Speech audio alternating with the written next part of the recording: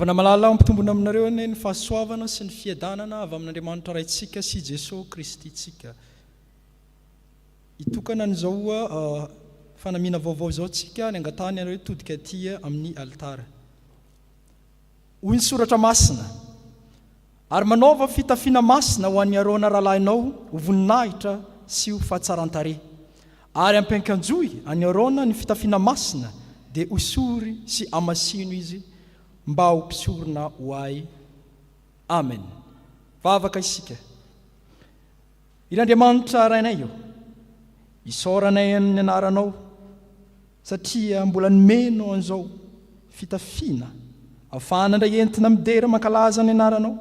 Ko aoka zany fitafiana zany fa tena fitafiana masina toy ny an'ny Arona, ary mba ho voninahitra ao asy ny fahatsaranao mitoetra miaraka amin'izany fitafiana izany, ary mba tena olona masina sy voaositra avy aminao Andriamanitra izay rehetra mitafy azy. Aminaranao Jesosy Kristy. Amen. Mahazo toerana ianareo.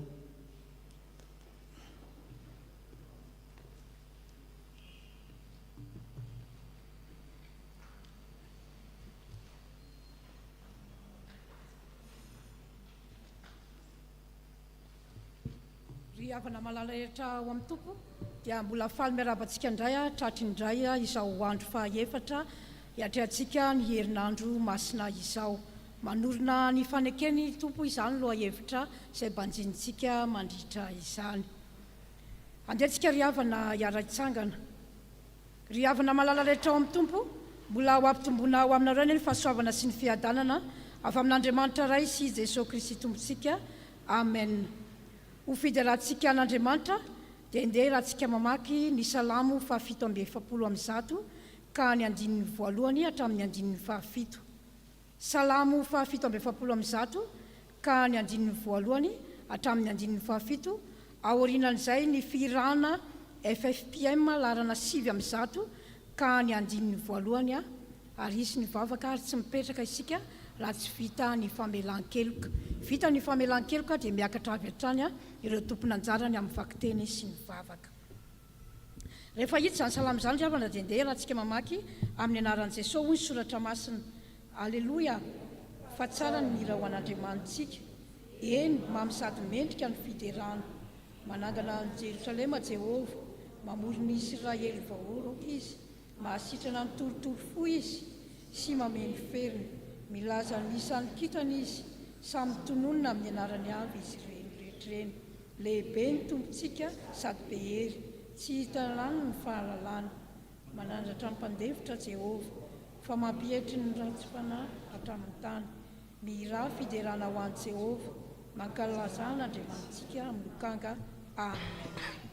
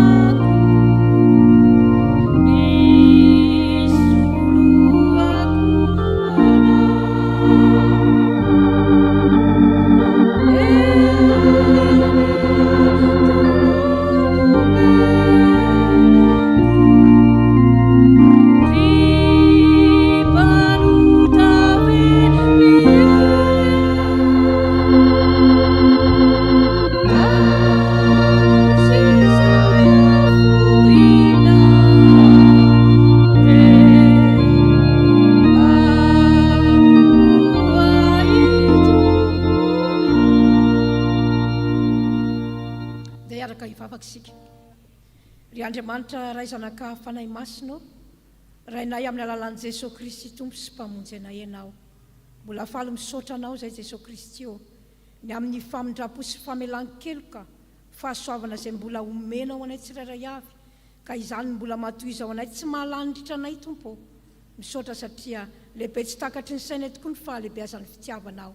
misaotra ny amin'ny fitantananao anay tsirairay avy ny fiarovanao anay teny an-dalana iteny fantatrao tsisy miafina aminao ny antony atongavanay Jesosy raha avelanao misitraka izao herinandro masina izao zay Jesosy Kristy Tompo izay tena atao anatin'ny fangirifiriana tokoa ianao Jesosy Kristy mba tena ho mpandresy miaraka aminao zay Tompo ianao mahalala ny aminay ianao rery ihany no anadio isanafaka anay satria teninao raha ny zanaka ny manafaka dia ho afaka tokoa ianareo koa mangataka ny tahinao fotoana rehetra zay Jesosy ny fanahinao masina hiasa ny anatinay tsirairay avy aizanay tokoa mandray ny teninao mba tena ho fiainanao anay ny teninao Jesosy Kristy amin'ny anaranao irery anaovanay vavaka amen.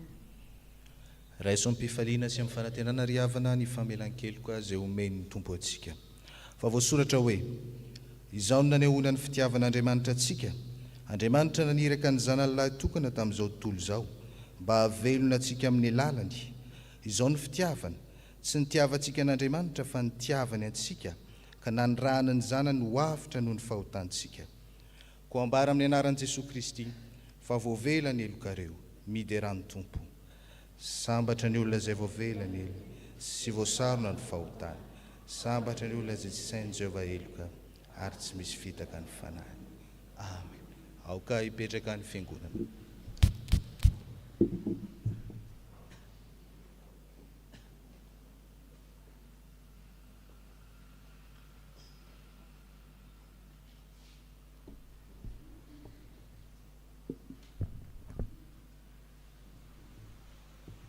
Tonga eo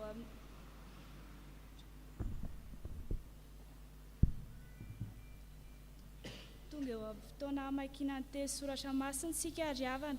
Izany dia hitantsika ao amin'ny boky mpaminany araka ny Isaia toko 220 raisina amin'ny andininy voalohany ka hatramin'ny fahaefatra.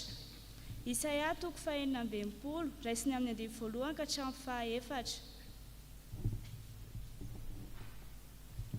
Rehefa hita izany dia rahantsika vakiana amin'ny anaran'i Jesosy. Izao no lazain'i Jehovah, ny lanitra ny seza fiandrianako ary ny tany no fitoeran'ny tongotro. Trano manahoana no nataonareo ahy ary fitoerana manahoana no fitsaharako. Fa izao zavatra izao no ataon'ny tanako ka dia ary izao rehetra izao hoy Jehovah. Nefa izao ny olona tsinjoviko dia izay malahelo sy torotoro fanahy sady mangovotra noho ny teniko. Izay mamono omby dia ohatra ny mamono olona. Izay mamono ondry atao fanatitra dia ohatra ny mamolaka ny voziny alika. Izay manatitra fanatitra ho an'ny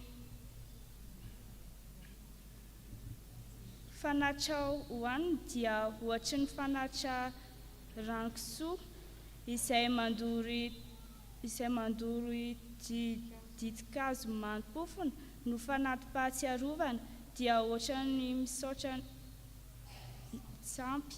Eny tahaka ny fidinireny ny lehany sy ny falian'ny fanainy tamin'ny fahavetavetany dia tahaka izany kosa ny fidianako ny fampahoriana azy sy ny fandatsahako ny fahatahorana ho aminy. Satria antso aho fa tsy nisy namaly, niteny aho fa tsy nisy niaino izy. Fa nanao izay ratsy eo imasoko ary izay tsy sitrako ny vidiana.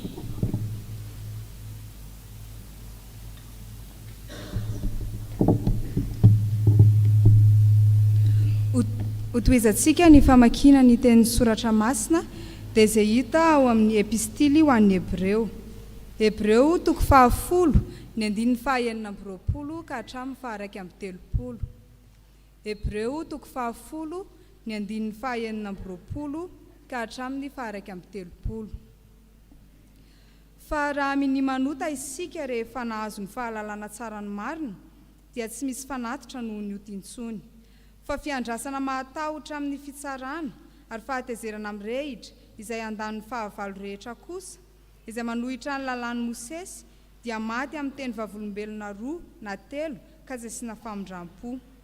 manao ahoana kosa sary no amafy ny fampijaliana ataonareo tokony hiatra amin'izay nanitsaka ny zanak'Andriamanitra ka nanao ny rano fanekena izay nanamasinana azy ho zavatra tsy masina sady naniratsira ny fanahin'ny fahasoavana. Fa fantatsika izay nanao hoe ay ny famaliana, izao no amaly, ary koa Jehova hitsara ny olona, zavatra mahatahotra no ho azo ny tanan'Andriamanitra velona.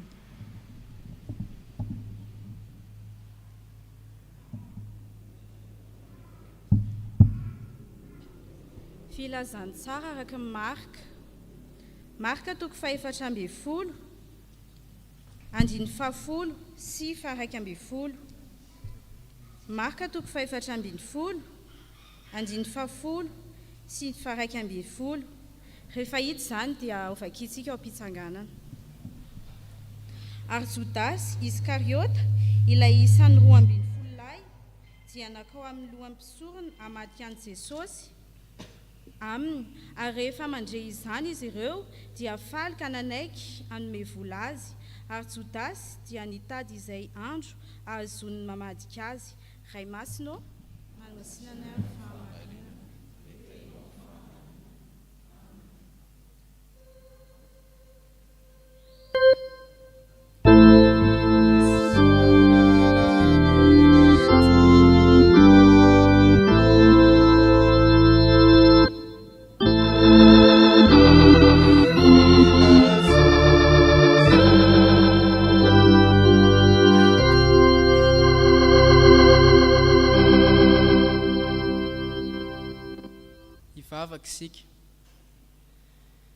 Jesosy Tompo, ianao ilay Andriamanitra tonga nofo, ilay teny velona izay monina ty aminay.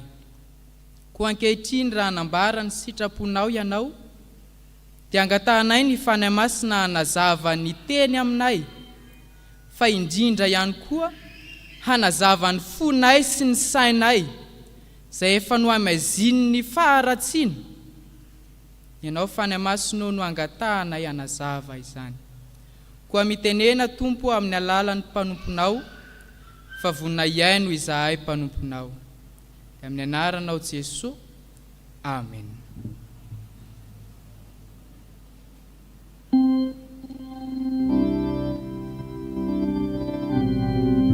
Aoka ipetraka ny fiangonana.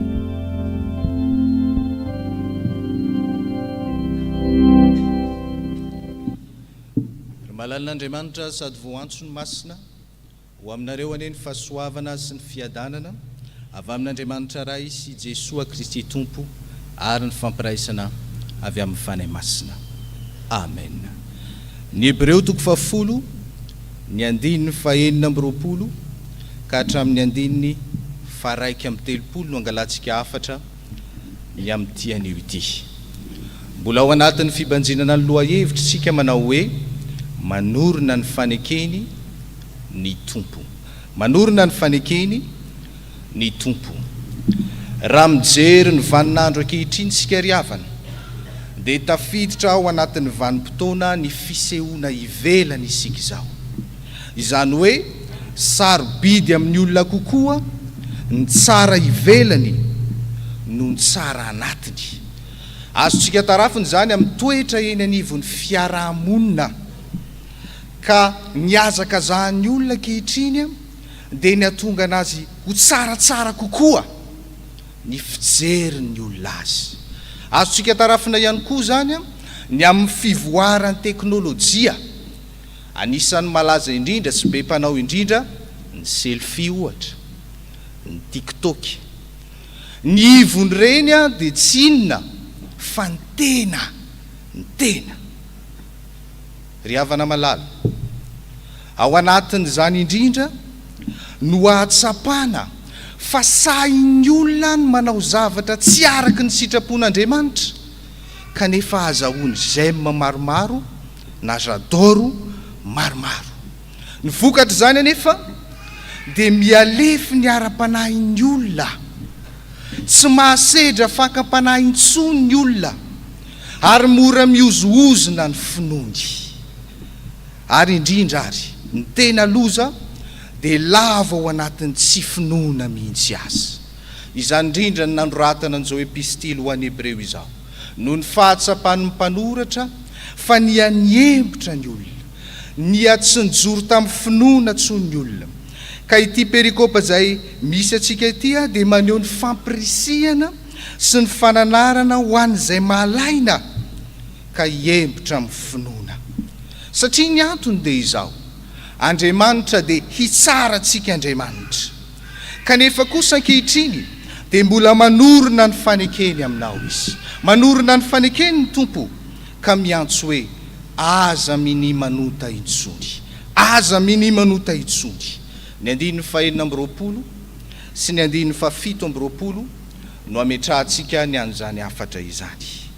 No hoe mini manota eto ry havana dia hoe manota fanahiniana, ota sitrapo, ota hinina atao.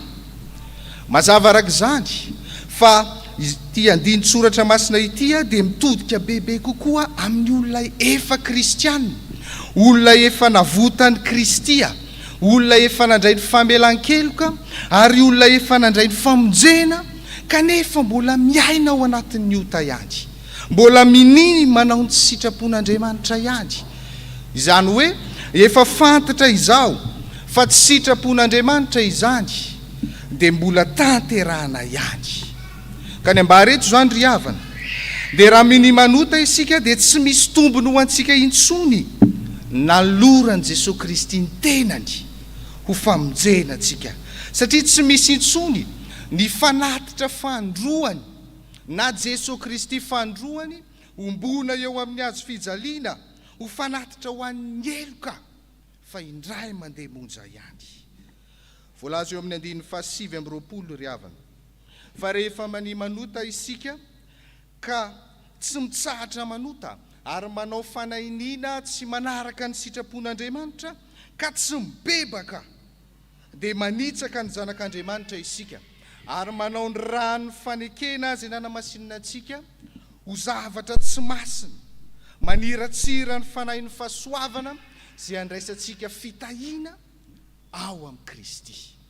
Ry havana malala, aoka hiala ao anatintsika ny fiheverana fa isika dia olona voavonjy sy voavela eloka, dia afaka milalao ota, afaka mini manota, fa tsarovy fa ny tena zanak'Andriamanitra marina dia tsy mahay manota, satria efa nateraka indray izy, efa afaka tamin'izany ota izany izy, efa nafahany Jesosy Kristy, efa nodioviny Jesosy Kristy.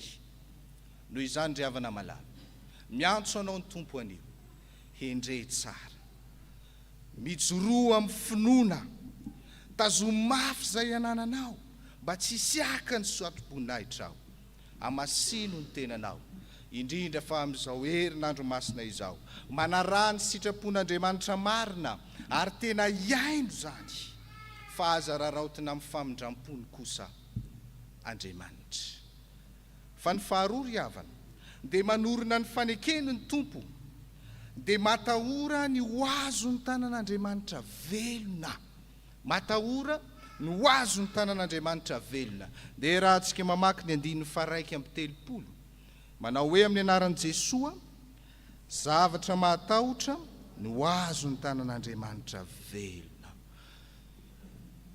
Eto ry havana dia mazava fa tsy natokana ho an'ny tsy mpino zany, fa ho an'ny olona efa nino izay niverin-dalana no nanoratana n'izany tenin'Andriamanitra izany.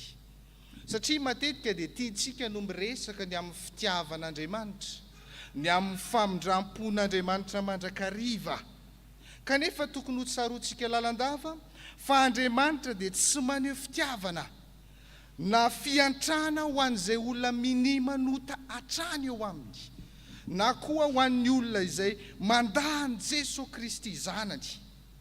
Koa raha mijery ny Deuteronomia 7:12, ny 2:2-7 isika, dia hitantsika ao fa izay mandany lalàn'i Mosesy na mandany lalàn'i Jiosy dia azo melohina ho faty mihitsy.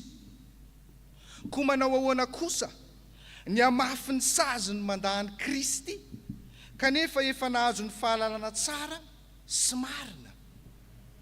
Noho izany, raha efa nandray an'i Kristy isika no manda azy, dia tsy fahafatesana ara-no fotsiny no miandry atsika, fa fahafatesana ara-panahy mandrak'izay mihitsy.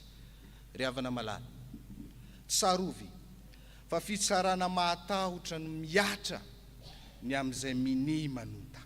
Fampijaliana mafy no miatra ho an'izay olona mini manota, mini mandany Jesosy Kristy, ary mini manao ny sitrapon'Andriamanitra.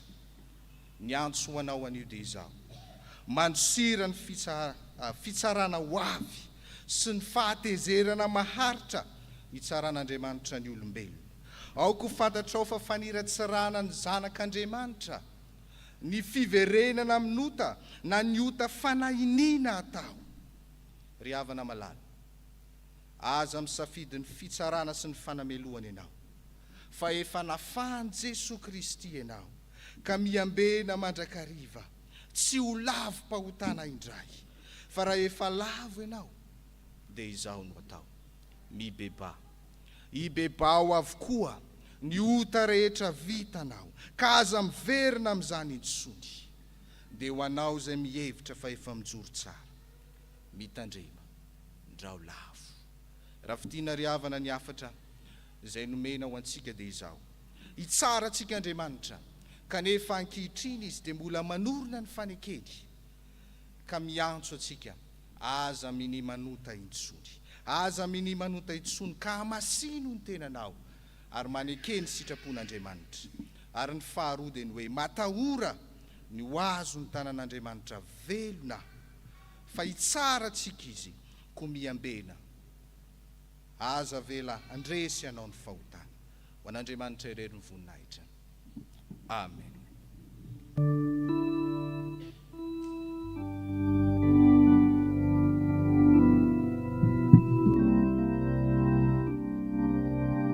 Sika ry havana, Andriamanitra rainay eo, tena matsiaro menatra sy mangay ay tokoa izay ny manoloana n'izany sitraponao izany. Mazava tokoa ny tena afatra tianao ampitaina aminay tsirairay avy, mba tena aizanay tokoa mitandrina ny sitraponao Andriamanitra, indrindra ny didinao sy ny fitsipika ao tokony ho tandremanay. Satria raha nomenao ny didy folo izahay Jesosy, ka diso amin'ny anankiray dia diso amin'izy rehetra. Tsisy nahatanteraka izany nefa izahay na dia iray azy, satria tsy misy marina na dia iray ary izahay reto Jesosy. Ka izany tokoa ny tena tokony angatanay famelan-keloka sy famindrapo avy aminao, mba tena aizanay tokoa manaja ny didinao, mba tena aizanay tokoa matahotra ny fitsipika ao Andriamanitra. Tompo, satria ianao ilay Andriamanitra manorina fanekenao aminay isan'andro isan'andro, dia mba tena tokony atahotra tokoa izay raha azo ny tananao velona. Tompo, fa iza tokoa moa izay tsinitsininy izahay Tompo, olomeloko izahay, mpanota isan'andro isan'andro izahay, na amin'izay alehanay, na amin'izay rehetra ataonay, na amin'izay rehetra jeren'ny masonay izay tenen'ny vavanay, izay ren'ny sofinay, dia manota isan'andro isan'andro izahay. Ianao ny angatanay anadio isan'afaka anay Tompo, koa mangataka ny ery fananao masina izahay, anampy anay, mba tena aizanay tokoa tena mibebaka marina eo anatrehanao.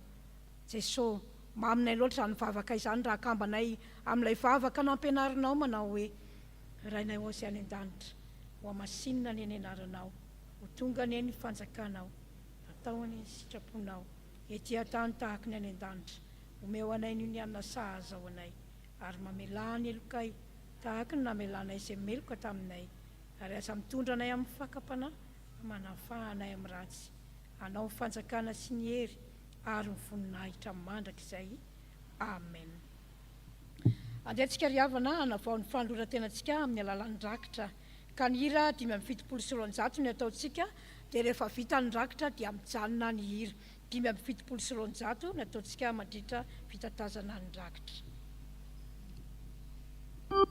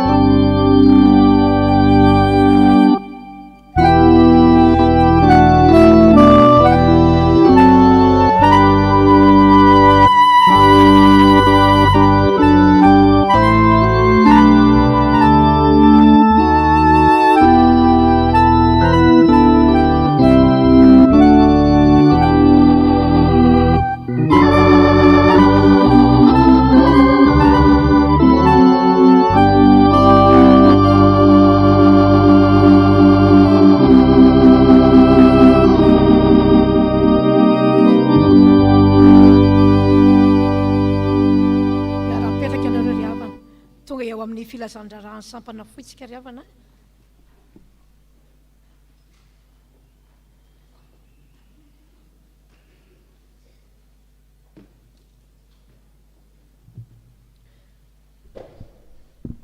Dia mbola faly miarabantsika rehetra amin'ny anaran'i Jesosy Kristy Tompo ry havana. Fa ity ny rako dia ny fanekena izay alatsaka ho an'ny maro ho famelan-keloka. Izany dia hitantsika ao amin'ny filazantsara araka Mateo 5:20 ny andininy 9:20. Ny 30 Martsa sabotsy maraina ny anjarantsika eny amin'ny Toby. Reto avy ny olona voatendry hanao an'izany: Toto, Juliette, Somalala, Ianta, Philomène, Denise, Domoina. Antsoina avokoa ny mpiandry, ny mpiomana, ny zanaky ny Fifohazana, fa misy ny asa piraisana ny Alarobia 3 Aprily ho avy izao manomboka amin'ny 7 ora sasany maraina eny amin'ny Toby. Mitondra fitaovantsika tahaka ny angady, sobika sy ny sisa. Dia mitondra ihany koa vary, ray kapoaka, dia vola 10 ariary atao sakafontsika. Ny tolakandro manomboka amin'ny 2 ora kosa dia ivory ny komitiny jobily ny fisotrondronoany ray aman-dreniny Toby. Ny maraim-baovaontsika dia azadino fa isaky ny talata, zoma, sabotsy, isaky ny amin'ny 9 ora maraina ka hatramin'ny 7 ora maraina. Ho an'Andriamanitra rery ny voninahitra. Amen. Tonga eo amin'ny asa sy fampairezana sika ry havana dia ampatsahivina fa voafetra ny fotoanantsika dia mila aingakaingana zany tsika rehefa misy mpiandry libra dia mba miazakazaka aingantsika fa voafetra ny fotoana anaovantsika zany asa sy fampairezana zany. Ka ny hira fifohazana lalana fahafitopolo ataontsika ny andininy voalohany eo ampakan'ny mpiandry ny toerana.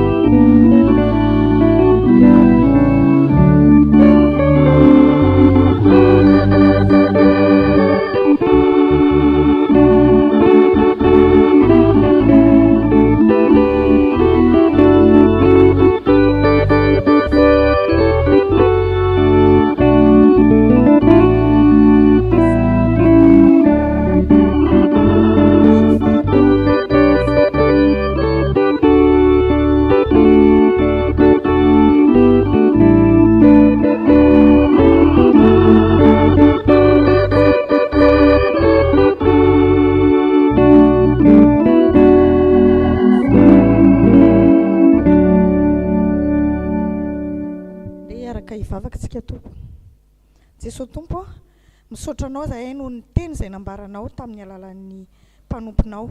Nanambara ianao fa ny olona efa miroso dia tsy ekenao ary tsy izaranao fitiavana. Aminareo marina dia marina tokoa izay mino ahy ny asa ataoko nataony koa. Ary ianao asa lehibe noho izany aza izy satria izaho makany amin'ny ray.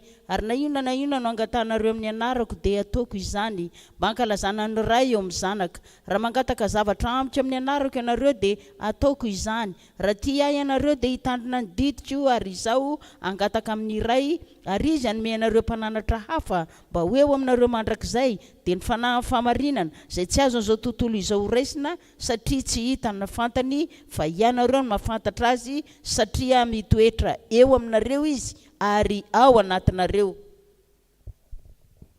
Ary hoy izy taminy mandehana amin'izao tontolo izao ianareo ka mitorino filazantsara amin'ny olombelona rehetra izay mino sy atao batisa no vonjena fa izay tsy mino kosa no eloina. Ary izao famantarana izao no anaraka izay mino amoaka demonia amin'ny anarako izy, hiteny amin'ny fiteny izay tsy mbola hainy izy, andray menarana izy, ary na dia misotro zava-mahafaty aza izy dia tsy ampaninina azy zany. Ametra tanana amin'ny marary izy dia ho sitrana ireny. Ary Jesosy Tompo rehefa niteny taminy dia nampiakarina ho any an-danitra ka nipetraka eo ankavanan'Andriamanitra. Fa izy ireo kosa niara-lasa, izy ireo kosa dia lasa ka nitory-teny eny tontolo eny, ary Tompo niara-niasa taminy ka nanamarina ny teny tamin'ny famantarana izay nomba azy.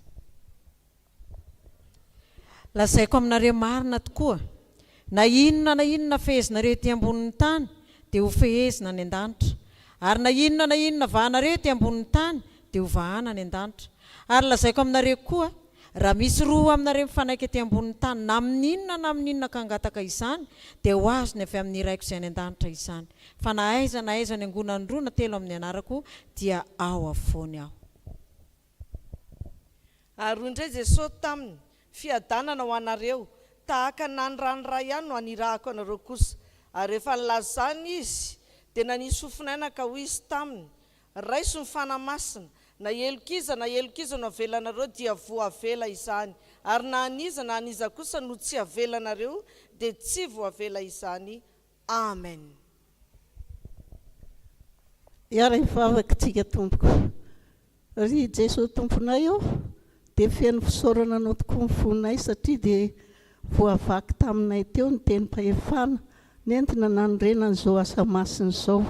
Ny teninao mantsy dia feno fahariana ho an'izao tontolo izao, ary izany teny izany dia fanazavana ny lalanay ary fahadiovana ny fonay mba ahatonga anay hanana fiainana milamina. Ary izany teny izany dia toy ny sabatra roa lela hoenti mandresy sy manapatapaka ny asa ratsy ny devoly sy ny Sampana, raha androaka ny asa maizina ny Satana sy ny devoly ny mpanompo vavinao, dia mifananao masina no ka andrakotra azy hanampy ahafahany manatanteraka izany asa atolotra ho azy zany. Dia amin'ny anaranao Jesosy no anaovana izany mivavaka izany, misaotra ray eo. Amen. Koa amin'ny anaran Jesosy Kristy manan-kery avy any Nazareta, rehefa omby tamin'ny azo fijaliana, tompony tompo mpanjaka ny mpanjaka, Andriamanitra velona tompony hery sy fahefana rehetra any an-danitra sy ety tany. Amin'ny anaran Jesosy Kristy no andidina sy androanary Satana, mandeha alaka mialany amin'ny farimy rehetra avy mandrakizay ny anjara toeran'ny devoly sy ny miaramilany. Hoenty miaraka aminao ny entanao sy ny firongonao rehetra, ny faharatsiana rehetra, ny aretina, ny lainga, ny fitaka, ny tsy finoana. Miala amin'ny anaran'i Jesosy Kristy, mivoaka amin'ny anaran'i Jesosy Kristy. Ary zay rehetra androana dia tsy mahazo miverimberina etsony. Efa vian'i Jesosy Kristy lafy tamin'ny rano rehetra tsy anananao fahefana tsony Satana. Manodidina anao zao dia zao ah. Miala amin'ny anaran'i Jesosy Kristy, mivoaka amin'ny anaran'i Jesosy Kristy. Ndeha hivavaka isika ry havana. Ry Jesosy tomponay eo, indreto ny vahoakanao, matsiaro menatra sy mangay ahy, manoloana ny voninahitro Andriamanitra, manoloana ireo fiamorana maro Tompo, ireo tsy fahamarinana maro, na ny nininana ny fananinana tao, na dia efa nazavainy fananao masina azy. Mamelany eloko reto vahoakanao izay matsiaro mavesatretana, matsiaro ny lasaka torotoro fanahy ho any amin'iza moa izy ireo Tompo. Ianao ihany no tia sy mangoraka ny olonao ka mamela ny fahotany, manafaka azy amin'ny fahantrany sy ny tsy fahamarinany rehetra. Irao ny fananao masina, pahery ny olonao, amerinao ampony fa ianao Andriamanitra no lalana sy fahamarinana ary fiainana. Dia ekeo Tompo ny fanoloran-tenany, ekeo ny fanatonany ianao, ekeo ny fanoloran-tenany ho tia sy hanompo anao Andriamanitra. Amin'ny anaranao Jesosy Kristy no anaovana ny vavaka. Amen. Hoy Jesosy Kristy ry havana aminareo hoe mankanesa ty amiko ianareo izay miasa fatsatra sy mavesatretana, fa izao hanome anareo fitsarana. Dia manantona ry havana fa Jesosy Kristy efa miandry anao, anasitrana anao, melatra ny tanany aminao, ataontsika ny hira 316, hira Fifohazana.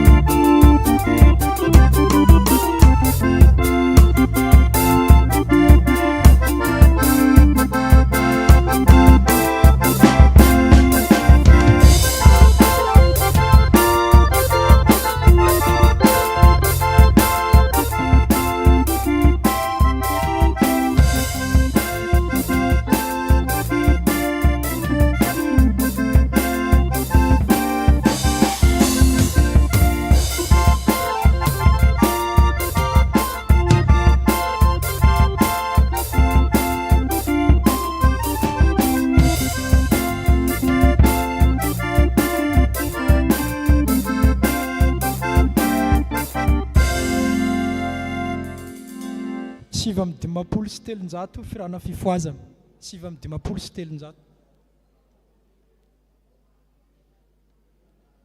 Jesosy eo indreto ny olona.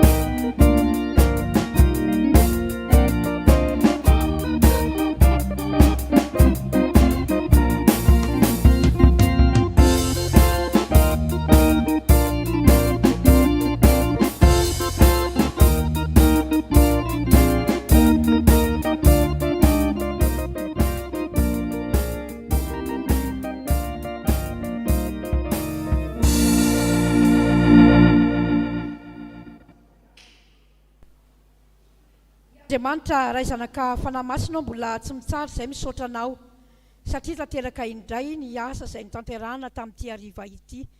Ianao ilay Andriamanitra be fitiavana sy be famindrapo ary tsy mba mivadika ianao ary tsy mba miova satria teninao hoe izaho ilay tsy miova omaly sy anio ary mandrakizay ary maharitra mandrakizay tokoa ny famindraponao. Ianao ilay Andriamanitra manorina fanekenao amin'ny olonao tsirairay avy dia ianao mahalala ny teny izay nomenan'izy ireny Jesosy dia tena ataovy tokoa, tena mahay mankasitraka izay rehetra ataonao eo amin'ny fiainan'izy ireny Jesosy ary mba tena hay anetry tena hibebaka mandrakariva. Tompo dia apetraka eo am-pelantananao izay mbola ho fitohizan'ny fanompona ankehitriny, apetraka eo am-pelantananao fa Andriamanitra tian'ny olonao tokoa ianao. Amin'ny anaranao Jesosy Kristy nanaovana hivavaka. Amen.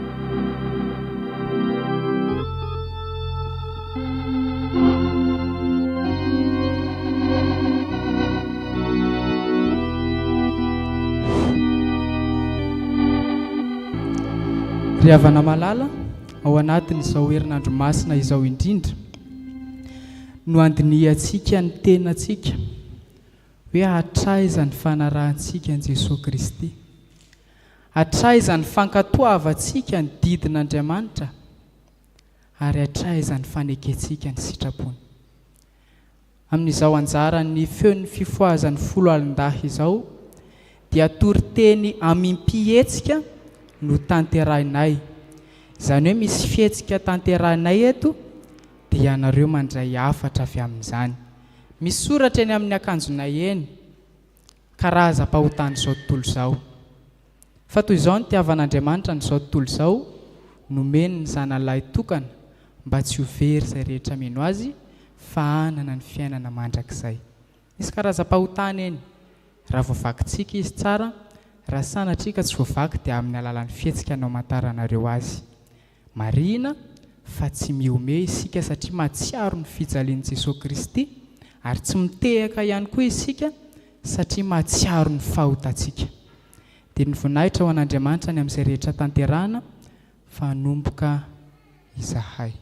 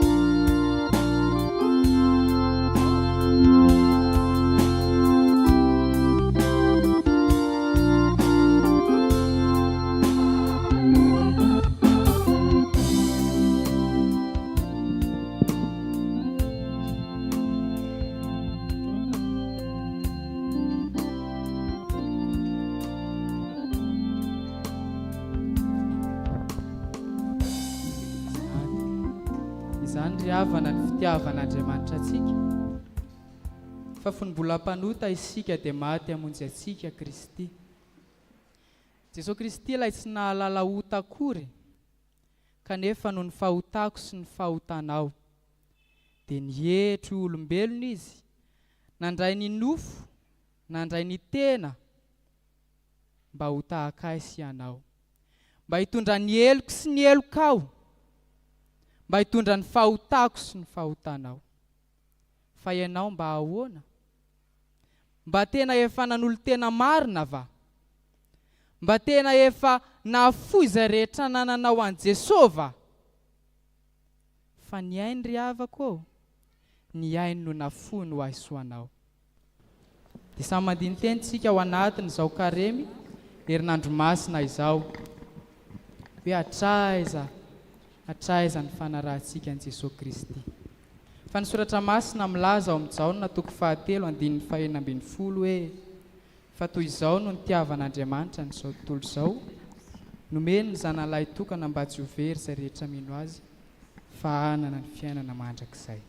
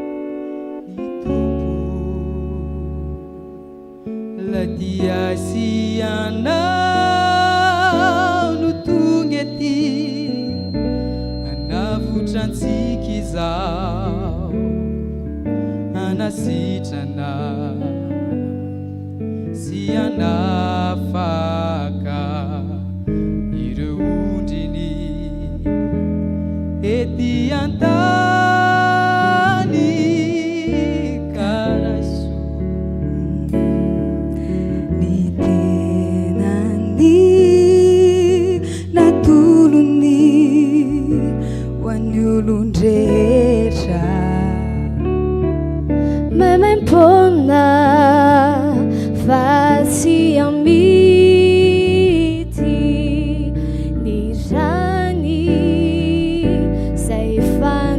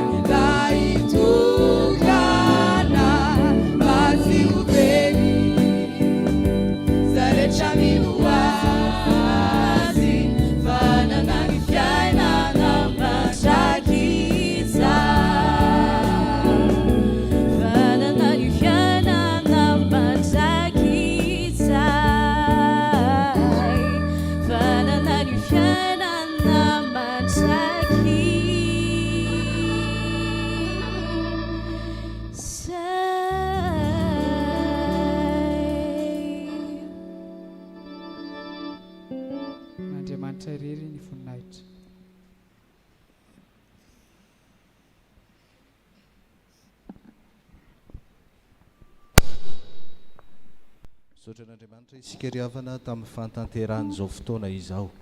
Rehefa avy eo amin'ny eninora dia miaraka amin'ny dorkasy sy ny katekômèna isika. Aoka hitsangana isika handray ny afatra sy ny sodrano. Izao no afatra ho antsika. Ko satria mandray fanjakana tsy azo ampirorona isika, dia aoka isika hanana fahasoavana ho entintsika manao izay fanompona sitrak'Andriamanitra amin'ny fanajana sy ny fahatahorana, fa Andriamanitsika dia afo mandevina. Raiso amin'ny finoana ny tsodrano izay atolotra ho anareo amin'ny anaran'ny Tompo manao hoe: fiadanan'Andriamanitra izay mihoatra noho ny fahalalana rehetra, hiaro ny fonareo sy ny hevitrareo ao amin'ny fahalalana sy ny fitiavana an'Andriamanitra sy Jesosy Kristy zanany Tompontsika. Amen. Mipetrahary havana ary mivavaha mangina.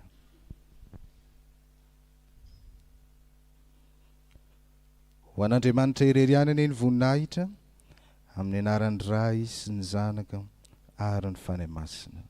Amen.